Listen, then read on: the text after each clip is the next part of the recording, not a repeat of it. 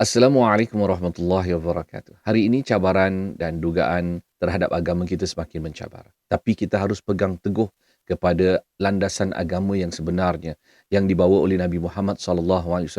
Bertekadlah kita jangan melonggar-longgarkan hukum hakam Allah Subhanahu Wa Taala seperti mana yang sedang berlaku pada hari ini. Kita jangan terpedaya dengan segala hasutan fitnah syaitan yang mungkin pada hari ini kita lihat seronok juga kalau kita ikut liberal ataupun kita ikut pluralis, kita ikut orang-orang yang tak payah solat, Islam ni tak payah menutup aurat dan sebagainya. Versi itu kelihatan seperti moden, sama selari dengan agama-agama lain.